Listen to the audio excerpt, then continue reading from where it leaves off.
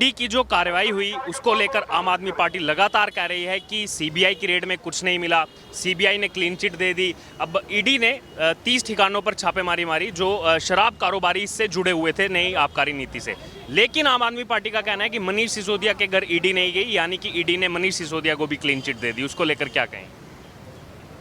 ये बोलने के लायक है मनीष सिसोदिया, इनको शर्म नहीं आ रहा है। अब कल के स्टिंग ऑपरेशन में 13 नंबर के जो एक्यूज हैं उनके फादर ने कबूल किया कि भाई हमने सैकड़ों करोड़ इनको दे चुके हैं हम। अब 12% जो 2 से 12% कमीशन किया गया उसमें 6% इनके लिए है और उसको भी ब्लैक में करके देना है। हमारी मुसीबत ये है कि हम वो कैसे करें। फिर भी ये बोल रहे हैं, इनको बोलने का कोई हक और अधिकार है कि सीबीआई अभी चार्जशीट दाखिल करेगी, सीबीआई आगे क्या क्या करेगी। सीबीआई ने बोला है कि हमने किसी को क्लीन चिट नहीं दिया है, डाइवर्ट करने की कोई ज़रूरत नहीं है। महाभ्रष्ट आदमी और झूठे आदमी हैं। लेकिन आम आदमी पार्टी ने तो इस स्टिंग को झूठा बता दिया। खुद मनीष सिसोदिया कह रहे हैं ये तो एक मजाक है, मेरे पास ऐसे कई स्टिंग मौजूद हैं। तो अरे बहुत अच्छा बात है, दो ना। आपने तो ये भी बोला था कि हमारे सारे विधायक को बीजेपी ने खरीदने की कोशिश की, तो सबूत कहां है? किसका फोन आया था, किस नंबर पे फोन आया था, बताएंगे ना। देखिए, आज मैं आपका चैनल के माध्यम से एक बात बताना चाहता हूं देशवासियों को। इनका पता है क्या ड्रामा है? पहले झूठ फैला दो, फ्लैश हो गया, अब बाद में अगर फंसो तो कोर्ट में जाके माफ़ी मांग लो। तो जब हम माफ़ी मांग रहे होते हैं तब तो किसी को पता नहीं चलता है, लेकिन उससे पहले तो हम अपना क्रेडिट खा लिए, सत्ता पे आगे बैठ गए और दिल्ली को नाश कर रहे हैं। उसी तरीके से हम और भी स्टेटों को नाश करने का इनका ये षड्यंत्र है। भाई फोन आया था, आपके विधायकों को खरीदने की कोशिश की थी बीजेपी ने, तो कोई सबूत? किस नंबर पे फोन आया था बताइए ना। नहीं बता रहे हैं, इसका मतलब 100% झूठ बोल रहे हैं। लेकिन अगर बात की जाए, मनीष सिसोदिया इस मामले में बार बार कह रहे हैं कि मैंने दिल्ली के गरीब बच्चों के लिए स्कूल बनाया, जो मजदूर हैं, जो ऑटो वाले हैं, उनके लिए स्कूल बनाए। बीजेपी को ये बात पच नहीं रही कि हमने स्कूल बनाए। अगर ये इतनी शिक्षा व्यवस्था अच्छी करना, अगर इसको घोटाला कहा जाता है तो मैं ऐसे और घोटाले करूंगा और देश के हर शिक्षा मंत्री को ऐसा घोटाला करना चाहिए। ठीक है, इनसे जब हम ये पूछते हैं कि नई स्कूलें कहाँ कहाँ पे बनी है, उसका हमें एड्रेस बता दीजिए, तो फिर ये क्यों नहीं बताते हैं? मैं बता रहा हूं इन्होंने क्या एजुकेशन में काम किया है। पुराने क्लासरूम में टाइल्स वगैरह लगा के उसी को बड़े बड़े जो क्लासरूम थे उसको डिवाइड कर दिया और ये 20,000 क्लासरूम गिना दिया इन्होंने। और इन्होंने एक नई स्कूल दिल्ली में नहीं बनाई है, सच्चाई ये है। और उसमें भी लगभग 2,000 करोड़ का घोटाला हुआ है।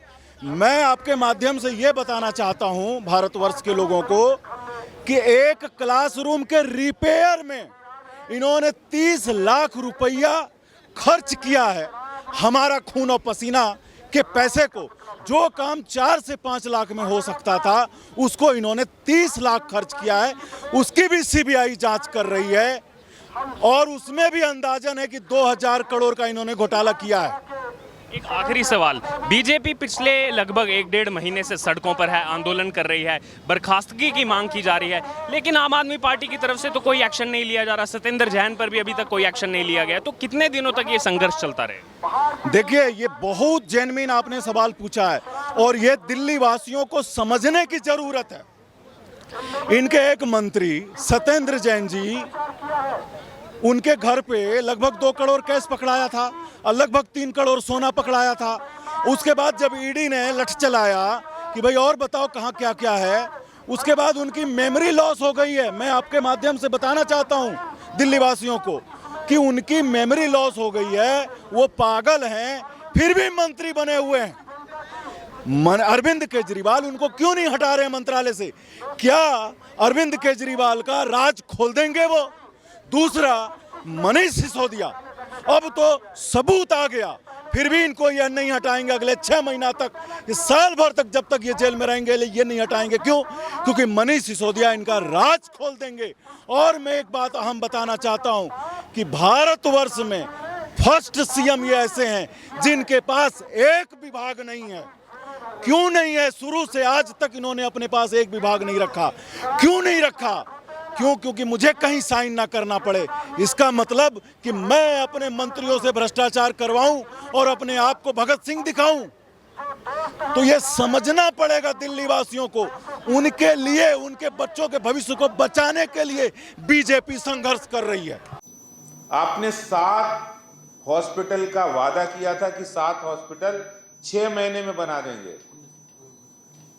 अरे हर जगह अस्पताल की बात कर रहे हो आप, आपने दिल्ली में तो हॉस्पिटल बनाए नहीं। जो वादा किया था 6 महीने में बनाने थे, 6 साल हो गए लेकिन नहीं बनाए। तो उपदेश तो आप दे रहे हो, लेकिन दिल्ली में क्या कर रहे हो? दिल्ली मॉडल की बात कर रहे हो, दिल्ली में हमने करके दिखाया है। इससे बड़ा कोई झूठ नहीं हो सकता है। और आपके जो मोहल्ला क्लिनिक मॉडल की सुप्रीम कोर्ट ही कह चुका है ये किसी काम के नहीं है। पैरासिटामॉल की गोली भी देने के लिए अगर आपने करोड़ों रुपए खर्च किया है, हजारों करोड़ रुपए किस लिए खर्च किया? भ्रष्टाचार करने के लिए। वो सबके सामने है। सुप्रीम कोर्ट भी कह रहा है कि मोहल्ला क्लिनिक किसी काम के नहीं है। ये आपका हेल्थ के बारे में सोचना है, और ये करतूत, ये करनी, ये कथनी और करनी में साफ फर्क आपका दिख रहा है। और यही बात शिक्षा के मॉडल पर भी है। शिक्षा के मॉडल पे तो मैं आपको बताना चाहता हूं कि 60% पैसा तो आपका लैप्स हो रहा है, खर्च ही नहीं हो रहा है। आज दिल्ली के मुख्यमंत्री साहब ने अपने वक्तव्य में जो ये कहा कि हमने 26 जनवरी को, जो कल 26 जनवरी थी, उसके बारे में उन्होंने बहुत सारी अपनी बातें रखी। तो आज मैं ये कहना चाहता हूं कि मुख्यमंत्री जी पर यह बात बिल्कुल सटीक बैठती है, मुहावरा कि पर उपदेश कुशल बहुतेरे, जे आचरण ते नर न घनेरे। और आप सब लोगों ने सुना होगा, इसका गोस्वामी तुलसीदास जी की ये चौपाई है, और इसका अर्थ है दूसरों को उपदेश देना तो बहुत आसान है, लेकिन स्वयं उन उपदेशों पर अमल करना कठिन है। आपने सही बातें कही है, लेकिन शायद ये आप भूल गए कि आप दिल्ली के बारे में, दिल्ली के मुख्यमंत्री होते हुए आपने इन मुद्दों पर क्या किया। मैं बताना चाहता हूं कि दिल्ली सरकार ने कितनी गंभीरता दिखाई है इन दोनों मुद्दों पर। जिस स्वास्थ्य व्यवस्था की बात कर रहे हैं, जिसमें दुनिया के अंदर भारत सरकार ने एक अभूतपूर्व काम किया है, आयुष्मान योजना, जिसको आपने दिल्ली में लागू नहीं किया, जिसमें 5 लाख रुपए तक का इलाज मुफ्त होता है, वो आपने नहीं लागू किया। और दिल्ली की जिस स्वास्थ्य व्यवस्था की धज्जियां यहां उड़ा रहे हैं, आज कोई जब व्यक्ति बीमार पड़ता है तो केंद्र सरकार के एम्स हॉस्पिटल की तरफ वो सोचता है कि हमारा वहां इलाज हो जाए, क्योंकि वहां इलाज गुणवत्ता युक्त होता है, वहां विश्वास है। लेकिन दिल्ली सरकार के क्या हालत है? 38 अस्पताल है, 38 सरकारी हॉस्पिटल है, जिसमें से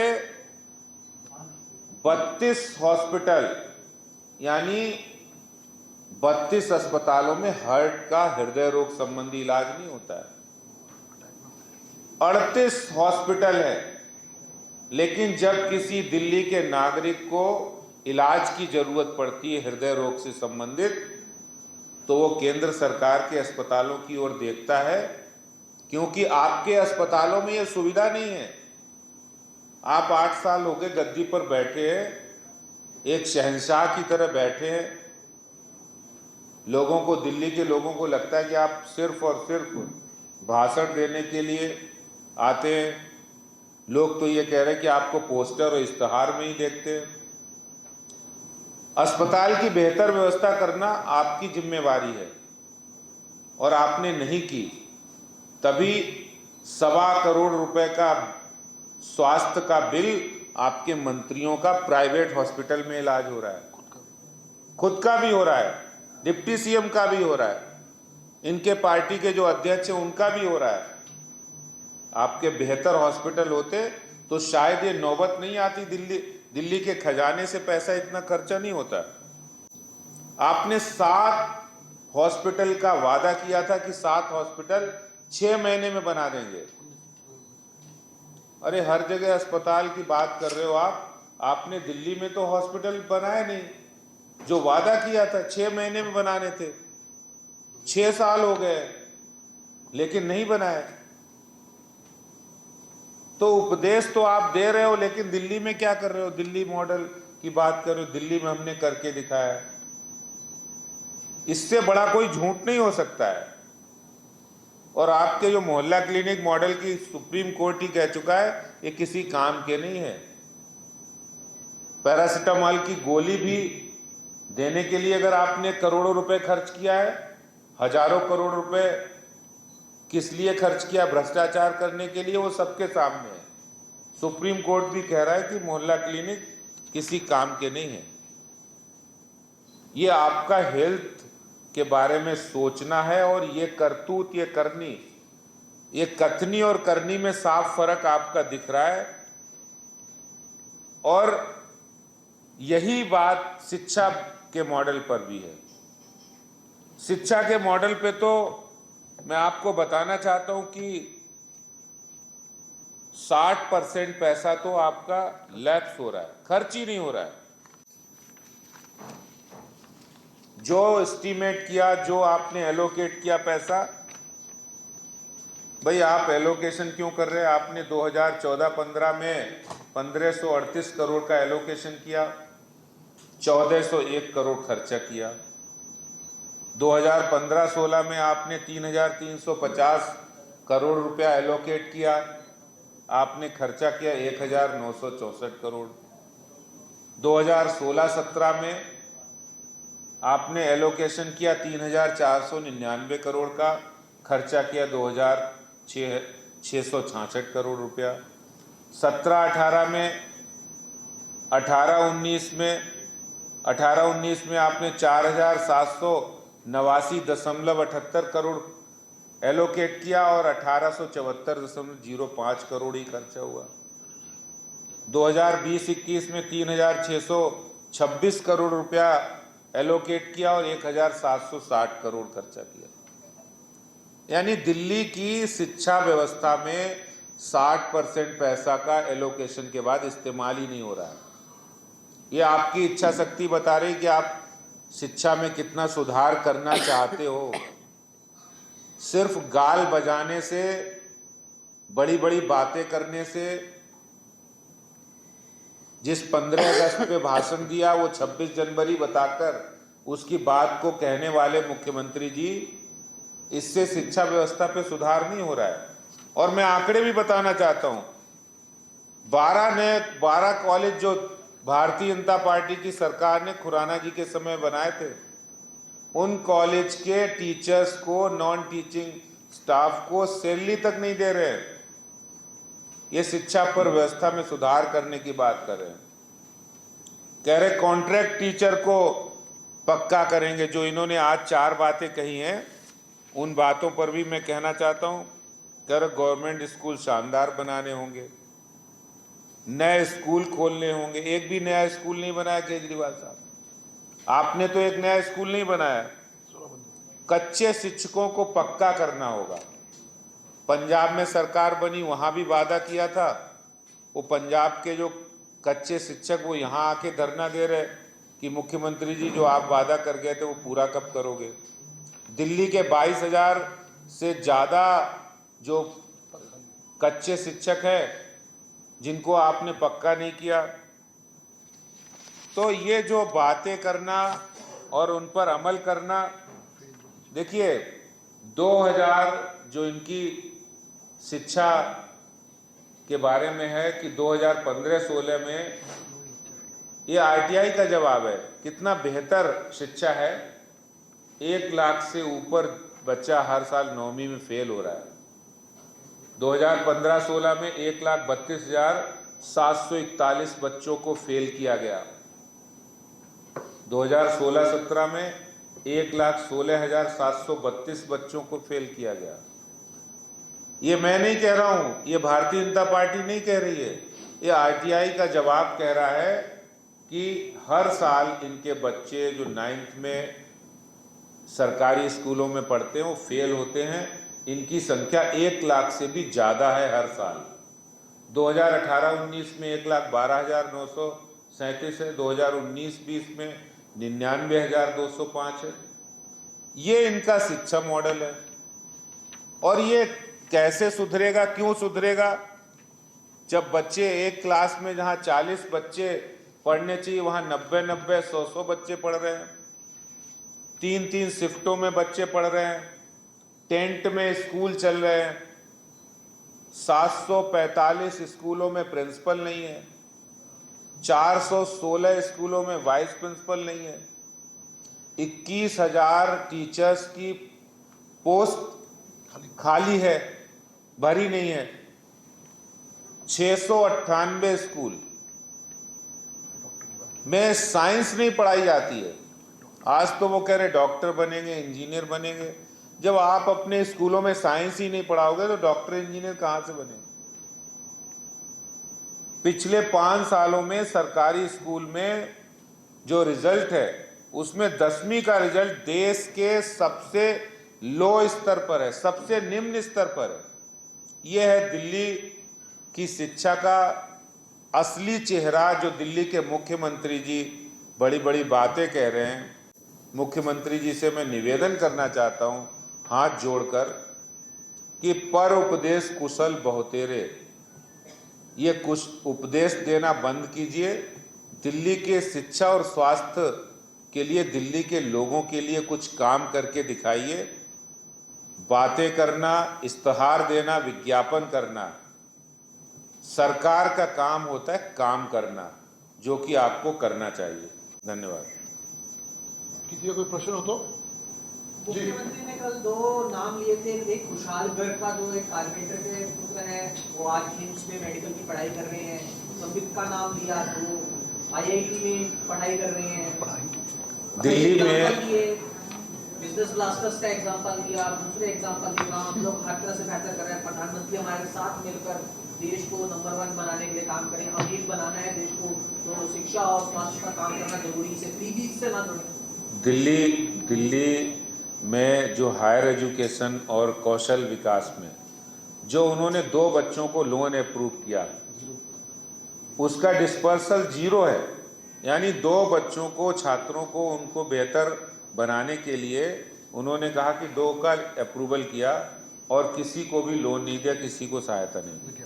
और विज्ञापन पर खर्चा कितना किया? 19.5 करोड़ रुपया। मुख्यमंत्री जी, अगर आप बच्चों के भविष्य के प्रति चिंतित हैं कि हमारे बच्चे अच्छे बनेंगे तभी देश अमीर बनेगा, तो अमीर तो तभी बनेगा जब 19.5 करोड़ आप विज्ञापन पर नहीं खर्च करके उनकी शिक्षा पर खर्च करते। आपको विज्ञापन की ज्यादा चिंता है। शायद वो 19.5 करोड़ से कई हजार बच्चे अच्छी एजुकेशन पा सकते थे, लेकिन आपने नहीं अवसर दिया। केजरीवाल जी ने ऑफर किया है केंद्र को कि वह शिक्षा और मेडिकल के इस मॉडल को माने और हमारे साथ काम करें। फिल वक्त में इस मॉडल को आप मान रहे हैं या नकार रहे हैं या उनकी इस ऑफर को ठुकरा रहे हैं? देखिए, मॉडल हो तब माने, लेकिन उस मॉडल को उन्होंने सिर्फ उपदेश देने का मॉडल बना दिया है, प्रचार का मॉडल बना दिया। तो काम करने से होगा। आप कुछ काम करके दिखाते तो पता लगता कि हाँ दिल्ली में काम हुआ तो देश में भी होना चाहिए। लेकिन आप तो काम को रोक रहे हैं। आप तो आयुष्मान योजना रोक रहे हैं जो फ्री इलाज दे रही है। बड़े बड़े मेंटर भी हायर करें स्कूलों बच्चों को पढ़ाने के लिए, उनको शिक्षा देने के लिए। बड़े मेंटर जो कहते हैं बड़े बड़े एजुकेटेड हैं उनको हायर किया उन्हें पढ़ाने के लिए, बच्चों को स्किल कराने के लिए, उनका ये कहना है और करा भी है, उन्होंने कहते हैं कि हमने किया है। देखिए, पिछले 7 वर्षों में विधायक जी मेरे पास बैठे हैं, 39 स्कीम है जो इन्होंने अनाउंस तो की हैं, लेकिन वो सिर्फ फाइल पर, पोस्टर में, होर्डिंग में, एफएम पे रह गई हैं। वो 39 स्कीम लागू नहीं हुई। यानी स्कीम ये इसलिए बनाते हैं कि स्कैम किया जाए।